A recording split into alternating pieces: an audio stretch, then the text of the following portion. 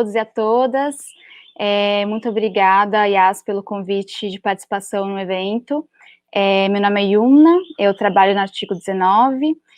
Hoje eu estou aqui com alguns parceiros para apresentar resultados preliminares da pesquisa O Acesso à Água e ao Saneamento no Enfrentamento à Covid-19 no Brasil. Transparência para a Promoção de Direitos Humanos. Artigo 19, a organização da qual eu faço parte, é uma organização internacional de direitos humanos que atua na defesa e na promoção dos direitos de liberdade de expressão e de acesso à informação. Vão participar comigo nesse diálogo o Ângelo, que é secretário executivo do Observatório de Governança das Águas. O Observatório é um movimento multissetorial que reúne instituições do poder público, do setor privado, organizações da sociedade civil e pesquisadores independentes também que atuam na gestão das águas no Brasil. Participam também desse diálogo a Estela e a Daphne. A Estela é arquiteta e urbanista e a Daphne é engenheira, ambas também pesquisadoras do Observatório de Governança das Águas. Além da artigo 19 do Observatório, o Instituto de Democracia e Sustentabilidade e a Fundação Avina também realizaram a pesquisa conosco. Eu queria pedir para o Ângelo trazer um histórico de onde surge essa motivação para essa pesquisa. Bom dia a todos e todas. Ângelo Lima, Observatório das Águas. Bem, o Observatório das Águas, ele nasce com essa necessidade, inclusive, de pensar a mobilização, a informação e o engajamento, que são temas da governança das águas, né? Então, tendo em vista a pandemia, a gente entendeu, né, com essas justificativas, 35 milhões de brasileiros não têm acesso à água potável. Mais de 81 milhões de brasileiros têm um atendimento precário de abastecimento de água e mais de 5 milhões sem nenhum atendimento, segundo outras metodologias. Por favor. E também, né, os dados do nosso Sistema Nacional de Informação e Saneamento apontam que a região norte é a mais deficitária em relação à água tratada, servindo apenas 57,05%, o Nordeste 74,21%, né, são atendidos, e o Centro-Oeste 88%, e o Sul com 90,19%. O Sudeste é a região com melhor indicador. No entanto, mesmo tendo melhor indicador com população com água tratada, esses 9% sem abastecimento na região Sudeste representam mais de 7,8 milhões de pessoas, um número considerado, né, elevado, né, já que a região, inclusive, é a mais afetada em diversos momentos aí pela Covid-19. E em 2018, se não bastasse isso, a gente já tinha, né, sérios problemas com relação à água, com doenças com origem na má qualidade da água. Em 2018, dados do DataSUS, mais 233 mil internações no país por doenças de veiculação hídrica, diarreia, verminoses, hepatites, pode passar. E tudo isso foi, né, foi motivo, né, justificativa para que a gente pudesse pensar, né, qual é o papel da gestão de recursos hídricos e também do saneamento. E nós temos, né, uma governança, nós temos pilares para assegurar a qualidade e a quantidade de água no território. Nós temos isso na Constituição Federal, nas políticas públicas do Sistema de Recursos Hídricos, saneamento, saúde, meio ambiente e clima. E, nesse sentido, a gente, né, soltou uma nota, né, falando disso tudo e também exigindo medidas em todos os estados, medidas para proibir temporariamente a interrupção do fornecimento de água, mesmo em situações de inadimplência, garantir a gratuidade da cobrança do serviço para os usuários já na tarifa social e fornecer alternativas rápidas para levar água limpa às populações que ainda não têm acesso. Então, todo esse trabalho, toda essa motivação nos levou também a essa parceria com o Instituto, com o artigo 19, Instituto de Democracia e Sustentabilidade, e também com a Fundação Avina. Por favor, Yumna. Obrigada, Ângelo. Então, tendo esse cenário, né, motivador, tendo a urgência da pandemia, entendendo o acesso à água como uma forma de se prevenir do contágio, né, a gente queria entender quais ações estavam sendo tomadas pelo Estado para garantir o acesso à água e ao esgotamento nesse período, especialmente para aquelas populações que se encontram em situação de vulnerabilidade. Como que a gente fez, né, essa pesquisa? A gente optou por fazer a pesquisa via transparência passiva, ou seja, através do envio de pedidos de acesso à informação para os órgãos públicos, que, estando sujeitos à lei de acesso à informação, devem fornecer respostas sempre que indagados, né, referente a qualquer assunto. Foram, ao total, 216 pedidos de informação enviados.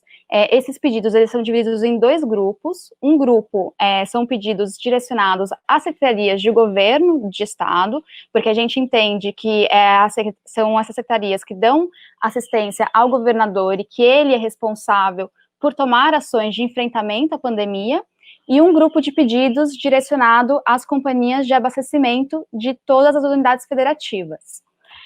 Eu vou apresentar um pouquinho dos resultados, né, mas antes, esses pedidos de informação, além das ações em si, que estão sendo adotadas, que a gente buscava compreender, a gente também queria saber se a fiscalização estava sendo considerado um serviço essencial durante esse período, se sim, qual órgão está sendo responsável por fiscalizar as ações adotadas, como está sendo feito o custeio dessas ações, por quais meios de comunicação esses órgãos e as companhias de abastecimento informam a população sobre as medidas, onde a população pode reportar a falta de abastecimento, corte no acesso à água, e se houve ações específicas para aquelas populações que estão ou em situação de rua ou fora da rede de abastecimento. Né, além de avaliar o conteúdo das respostas, a gente também fez uma avaliação quanto à abrangência e à qualidade do acesso à informação fornecido. Eu vou apresentar um pouquinho dos resultados referentes ao acesso à informação, e logo depois a Estela e a Daphne vão trazer alguns resultados referentes ao conteúdo. Né? Então, do grupo de pedidos que foram enviados para as secretarias de governo, né, de 108 pedidos, a gente teve somente 15 pedidos respondidos pelos órgãos que foram demandados, ou seja, pela Secretaria de Governo ou Casa Civil, quando não era possível direcionar direto para as secretarias. 52 pedidos, eles foram encaminhados para as companhias de água. Então, as secretarias não responderam, elas encaminharam os pedidos para as companhias de abastecimento e 42 delas responderam esses pedidos. Né? 51 pedidos não tiveram respostas até o fechamento da pesquisa, mesmo após o vencimento dos prazos, de acordo com a Lei de Acesso à Informação.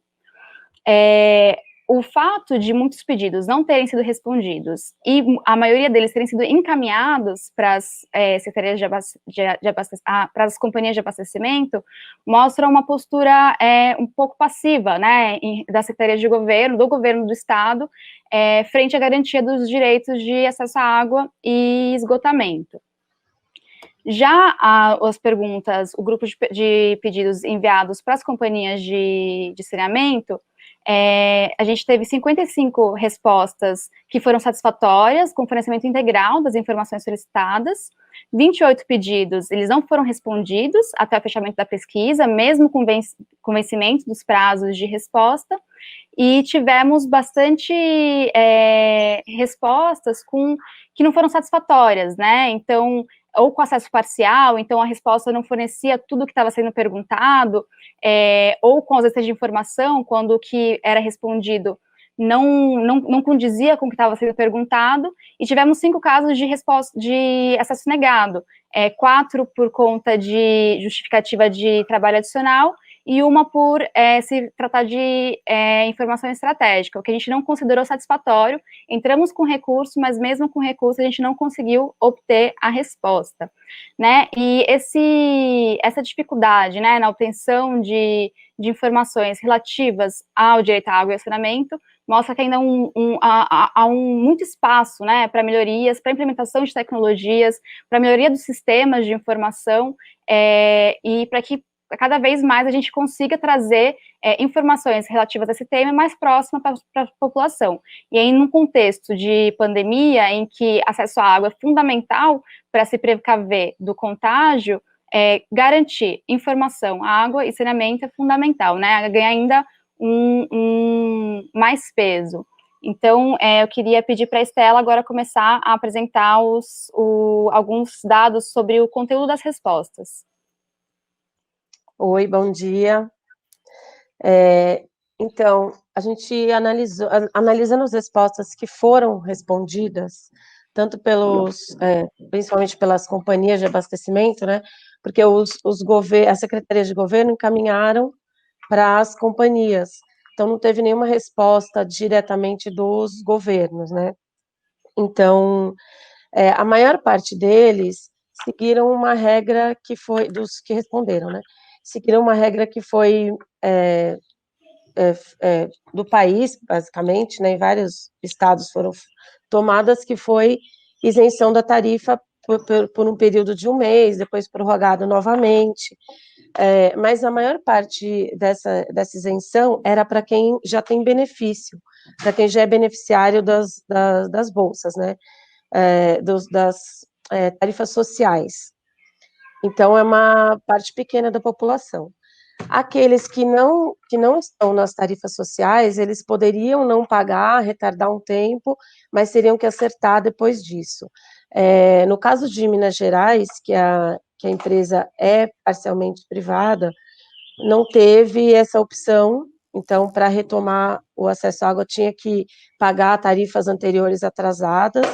Então, o que a gente viu, assim, de forma geral?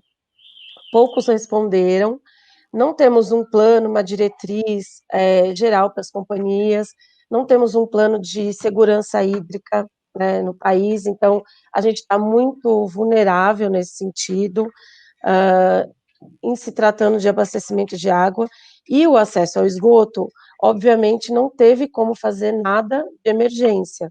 Então, se não tiver um plano, a gente percebe que se não tiver um plano de ação de longo prazo, que inclusive preveja períodos de crise, como esse que a gente passou, fica muito difícil o acesso à água da população, de forma geral, e especificamente quando você tem um momento de crise como que a gente passou, né? Então,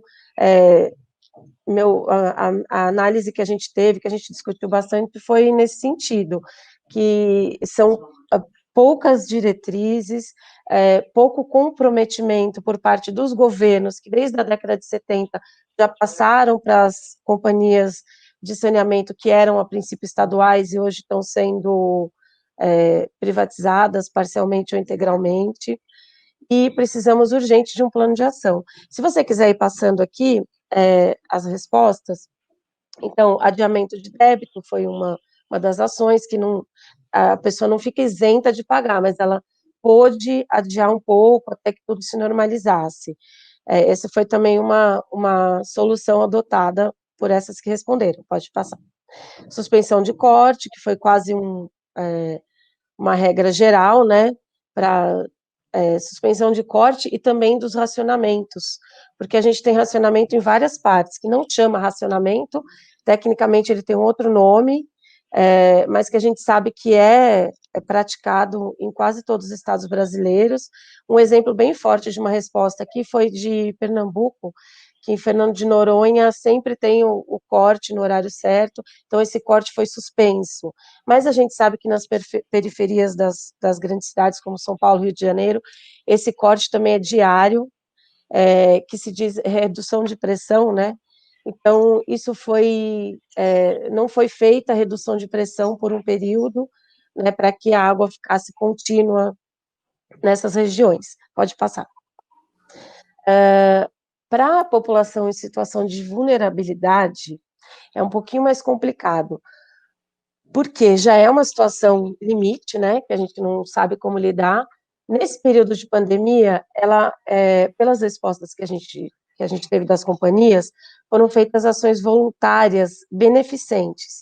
Então, a gente percebe que também não existe um plano de ação de emergência para salvar a vida das pessoas de fato, mas sim quando tem doação de copos d'água, doação de máscaras, colocar uma pia numa esquina que tem mais pessoas morando. Então, a gente vê, assim, que são muito ações voluntárias, beneficentes, mas longe de ser política, longe de ser um plano. Isso é uma coisa que chamou muita atenção do lado negativo, que a gente tem que saber como lidar, principalmente nas cidades como São Paulo e Rio de Janeiro, que esse problema é muito presente. Pode passar. Não sei se tem outro. Mas, assim, de forma geral, algumas coisas que eu gostaria de frisar é que o esgoto não tem como ser atendido de forma rápida. Então, as pessoas que não tinham continuaram sem ter em épocas de pandemia. Isso é uma situação de longo prazo. Não temos diretrizes nacionais para uma situação de emergência.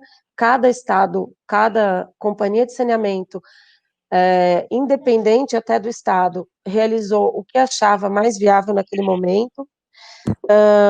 Não temos, então, plano de segurança hídrica estabelecido, que é gravíssimo, né? Isso ficou bem claro na pandemia. E não é a privatização que faz isso, porque em alguns casos as empresas são privadas e também não tem esse plano e também não tem como agir rapidamente. E também a gente vê isso no caso lá do Amapá com a energia elétrica. É uma situação muito paralela, né? A gente não tem mesmo, independente de ser privado ou público. Acho que era isso, né? Nesse Obrigada, tempo. Estela. Eu queria pedir para a Obrigada. Daphne comentar um pouquinho sobre as respostas relacionadas ao financiamento das ações e depois sobre os meios de comunicação. Olá, bom dia a todos. Então, eu vou falar desses dois aspectos, né, que foram tratados nessa pesquisa. Vale aqui ressaltar, né, que nesses dois pedidos de informações foram encaminhados tanto para os governos, né, quanto para as companhias de saneamento, mas assim, né, como a Estela comentou, nós não tivemos nenhuma resposta efetiva dos governos, ou esses pedidos não foram respondidos, ou eles foram encaminhados diretamente para as companhias, ou nós já obtivemos respostas sugerindo que encaminhássemos as companhias, ou seja, então a gente não conseguiu nenhuma informação, né, tanto de financiamento quanto de comunicação dos governos, foram somente das companhias de saneamento, que é o que eu vou falar um pouquinho agora.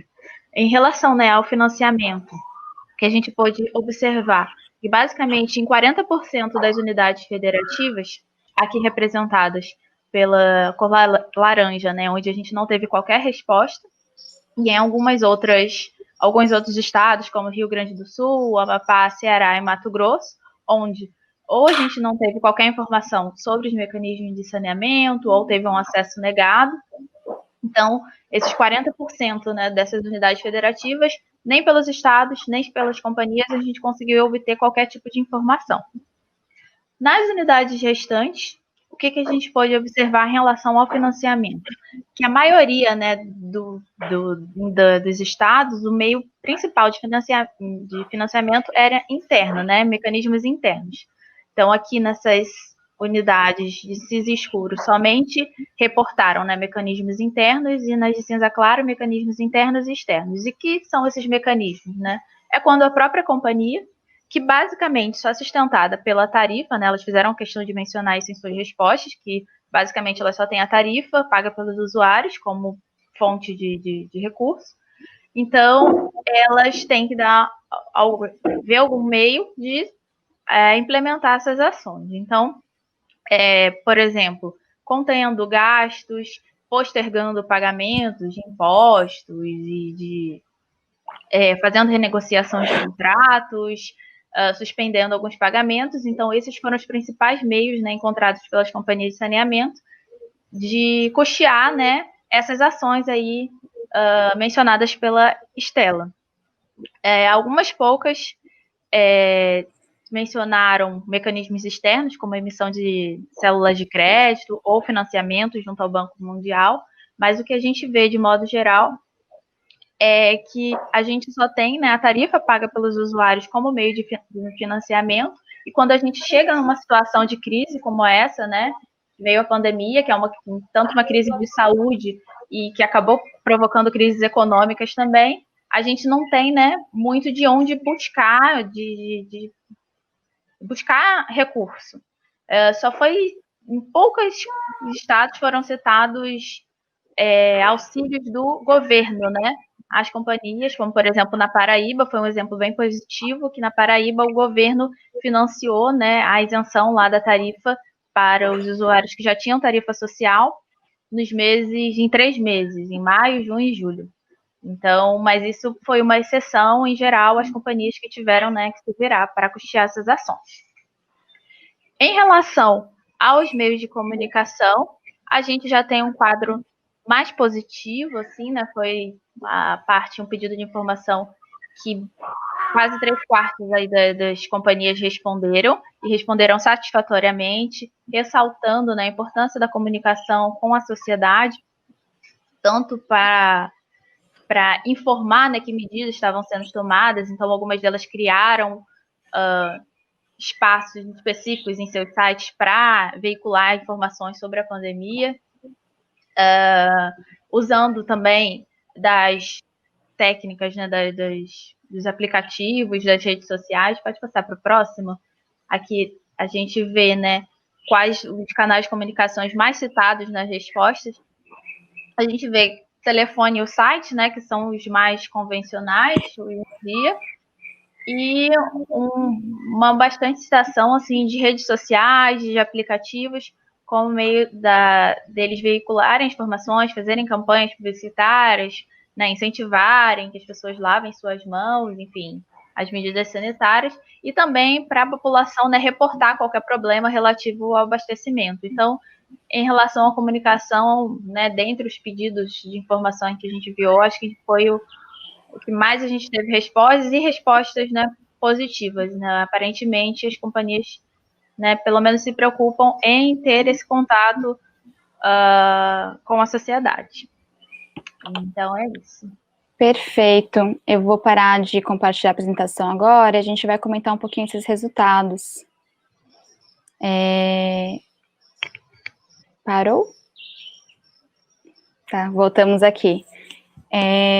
Os resultados, eles mostram, né, assim, os pedidos que a gente conseguiu receber e que foram satisfatórios, em que a gente conseguiu analisar, houve ações, né, tiveram ações, em alguns estados, algumas ações voltadas para a população em situação de rua, por exemplo, foram muito pontuais, né, como a Estela trouxe, mas o que mostra é que a gente realmente precisa aprimorar o compartilhamento de informação com a população e também que as ações sejam efetivadas e não só isso, né? A gente não trouxe aqui, mas uma das questões era sobre a fiscalização das ações adotadas, que foi direcionado somente para os governos para as secretarias de governo, né? A maioria das respostas vieram das companhias de abastecimento, porque os pedidos foram encaminhados para elas, então a companhia que deveria estar sendo fiscalizada é quem respondeu sobre a fiscalização, e a gente teve dificuldade de obter resposta. É essencial, durante a pandemia, essas ações estão sendo fiscalizadas, não estão? Quem está fiscalizando, né? Como é que se garante que as ações tomadas estão sendo implementadas e que a água está chegando para quem realmente está precisando, né? Queria fazer uma rodada de comentários. Quer começar, Ângelo, por favor? Sim, Yumna. Uma coisa que é importante reafirmar aqui, né, que o Estado brasileiro, como está na nossa na declaração da ONU, né, e isso também foi uma das motivações, deve assegurar o direito humano à água limpa e segura e ao saneamento básico.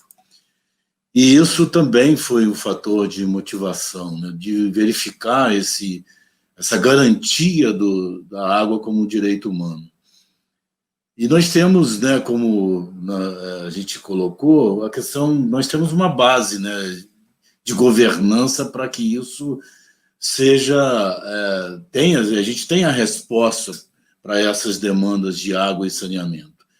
E essas respostas, no entanto, de uma certa forma, aí pela pesquisa, reforçam a grande necessidade da participação social na gestão da água e saneamento. Quer dizer, se o Estado sozinho, o Estado sozinho não consegue trabalhar essa dimensão de atender água e saneamento para toda a população.